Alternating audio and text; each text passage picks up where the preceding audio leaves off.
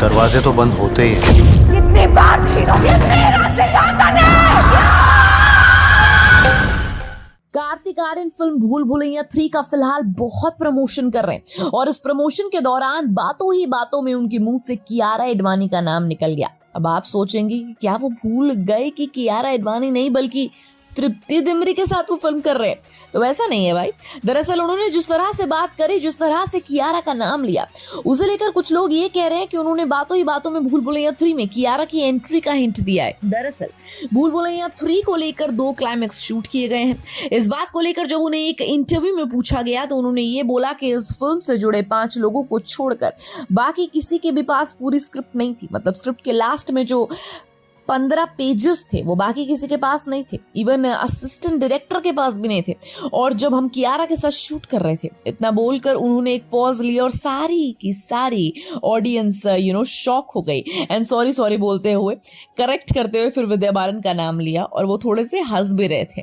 तो उस बात को लेकर सब यही सोच रहे थे कि कहीं इस फिल्म में क्लाइमेक्स में कियारा तो नहीं है, मतलब कार्तिक के मुंह से गलती से कियारा का नाम लिया गया है या फिर कुछ और बात है।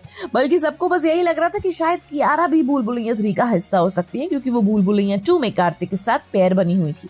तो अगर कियारा इसके क्लाइमेक्स में दिखाई देंगी तो क्या ये भूल भुलैया 4 का हिंट देने के लिए आ रही है? वैसे ये अब कंफर्म नहीं बताया जा सकता, पर उनका एक मेजर रोल हो सकता है आगे जाकर अगर पार्ट 4 बनाया गया तो। क्योंकि देखिए, जैसे कि जिस तरह से इस फिल्म की एक एक फ्रेंचाइजी आगे बढ़ाई जा रही है, उस फ्रेंचाइजी में मोंजुलिकास भी बढ़ रही हैं। मतलब कि भूल भुलैया में एक मोंजुलिका थी, दूसरे पार्ट में मोंजुलिका और अंजुलिका थी, और अब ये बोला जा रहा है कि भूल भुलैया 3 में 3 मोंजुलिकास हो सकती हैं। तो क्या पता भूल भुलैया 4 में 4 मोंजुलिका दिखाई पड़ जाए, उसमें कियारा का भी कोई रोल हो। और पिंकविला को दिए गए एक इंटरव्यू में इस फिल्म की डायरेक्टर अनीस बज़मी ने खुद ये कहा कि अगर फ्यूचर में इसका पार्ट 4 बनेगा तो डेफिनेटली उसका connection part 1, part 2 and part 3 से जरूर होगा। तो अगर पहले 3 पार्ट से चौथे पार्ट का कनेक्शन होगा तो इसके दूसरे पार्ट में कियारा एडवाणी भी आती हैं, उनके साथ टब्बू आती हैं और पहले पार्ट से अक्षय कुमार भी आते हैं। तो क्या पता चौथे पार्ट में इनकी एंट्री हो जाए।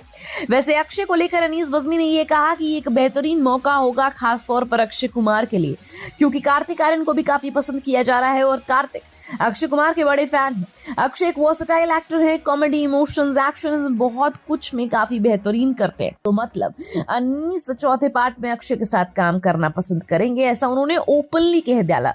मतलब अक्षय कुमार की चौथे पार्ट में एंट्री हो भी सकती है, मतलब उससे पहले अब तीसरे पार्ट में उनकी एंट्री होने वाली है नहीं, उनका कैमियो होगा या नहीं ये तो भगवान ही जाने, क्योंकि टीजर और ट्रेलर में तो कहीं पर दिख नहीं रहे वो।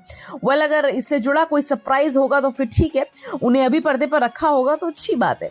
इस कारण हमें टिकट निकालने के लिए एक और रीजन मिल जाएगा, राइट? वेल, आप इस फिल्म के लिए कितने एक्साइटेड हैं हमें कमेंट सेक्शन में जरूर बताना।